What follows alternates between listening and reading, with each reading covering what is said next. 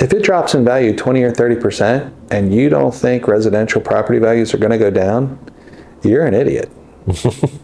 Sorry. That's just asinine thought. If you think, if the national banks are predicting and telling us they expect mortgage rates to cap out at about 10% before they swing back down. That's what they're telling us. You don't have to believe them. Right. But I'm sure they know more than I know. We still good? Yeah. There's a lot of things happening here, folks. But the, I don't know, you kind of follow you follow the money. I say it all the time. You follow the money. So the real estate market being in flux, part of what you're seeing right now is prices are holding steady. I think November they're down a little bit. I'm excited to see the numbers for November when they finally put those out. Yeah. And then December numbers, going back to data points, and don't let me forget to come back to the numbers on the housing. On data points, was it last week, they came out with a higher than expected jobs report, like unemployment was down. Yeah. But the market freaked out because for the first time they took into account how much higher wages are. Yeah. Okay. That tells you how far they're trailing. Yeah. I've been having to overpay for a year. 8 months. 8 months I've started. I mean, what I have to pay my employees is pretty gross. It's high. It's way higher than it should be for labor. They're just now calculating that into the market. Wow. Just now, which means they haven't even taken full account of inflation on the street of what it's costing a small business owner or costing a bigger business now. They're not taking into account that if you drive by and see banners at White Castles or Wendy's or Arby's that says, if you can flip a burger, we'll pay you $17 an hour. Right. That's not taken into the inflation. They haven't put that into the inflation formula. Wow.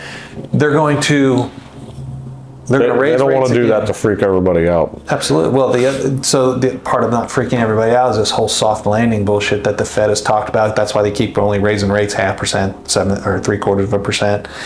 And now nobody knows, is December going to be 0.5% or is it going to be 0.75%? And I can tell you how they're going to sell it either way. If it's 0.75%, it's going to be, well, that's kind of what we expected to happen. And if it's 0.5%, they're going to say, things are great. Yep. That's not how it works. Things should be good. It's December. Everyone's spending all their money. If this happens every year. Yeah. One of the things that could possibly derail it, if there was a black swan event before Christmas, it would really fuck things up. Which, if I were a country competing with America, I would do that. Just thinking logically. Yeah. And we've had a couple of power grid attacks. Low key, have you heard? There's been 2 power grid attacks in the United States. Really? Yeah, North Carolina and Virginia. They keep that quiet. This week. I haven't heard about that. And I actually saw that on a national news story, like a regular news. But nobody else is talking about it. Our power grid is very fragile. But that's one way to hurt us. I divest. What was I talking about before? Oh, in the real estate. So what you're seeing in the market is prices are still holding because people aren't willing to admit things are going down. Although you see the days on market going up and you're starting to see more and more price reductions. All the time. I can tell you, we looked at a house 2 months ago to buy over in Florence on Vivian. Yeah. And the house is just too small for us. And I told the lady, I said, look, for me to even buy it as a rental, I'd have to lower the price to this. And her number was $100,000 higher than I'd be willing to pay for it. Wow. And she's like, well, I've been turning houses the last couple of years and flipping houses, and I've never had a home stay on the market this long. I said, it's because you're in a fluctuating market. You finished right at the top. And now the market's starting to go stagnant or down. They've lowered the price 50 grand. Yeah. Like another 30 grand, and we might actually buy it just for the hell of it. It's in a good spot and it has a barn on it that I want. Like I want to utilize. So you're going to see that more and more.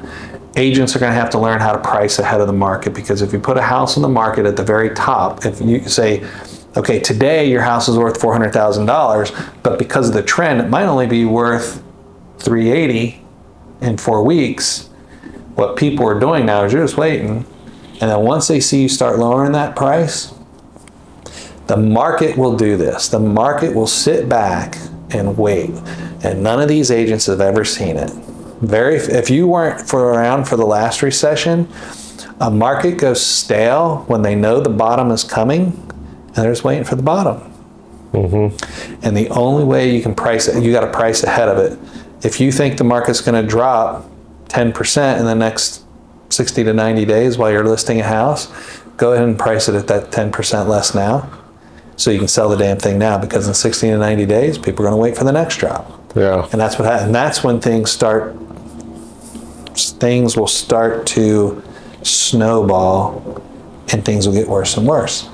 And then you'll start adding unemployment. You'll start adding foreclosures. You'll start adding extra inventory. You'll start adding, and everything will accumulate.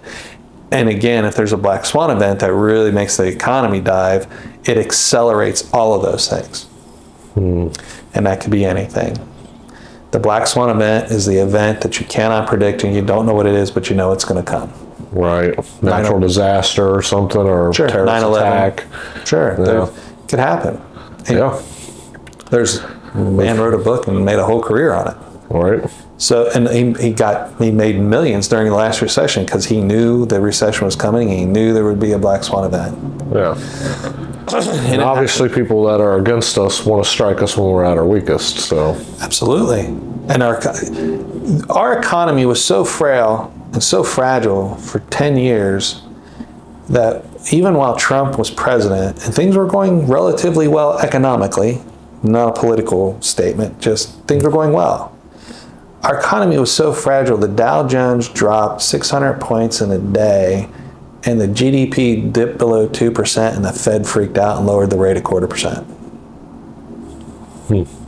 To keep our GDP at 2%. Because what people don't realize is that 2/3 of the world's economies had a negative bond rating and a GDP of 0 or less. Yeah, that's not healthy. The world economy is very fragile, and that's why you have shit happening all over the world. You have massive problems in Europe, the UK, the EU. Jesus Christ, they're in a bad way economically. Things will happen. I mean, China, I don't know what China's doing. I mean, they besides killing themselves economically, and their whole COVID lockdown situation is making matters worse for them. And people are like, well, what's that have to do with us? Well, a lot. Yeah. China owns an awful lot of real estate in this country. That's a big one. They have an awful lot of loans on real estate in this country. That's another big one. Their biggest real estate developers are about, like, one of their top 10 already went under, and they are financially supporting their second biggest developer in China to keep them from going out of business. And because if they go out of business, that fuckers everything up, because unlike the United States, most of China's economy is based in real estate. And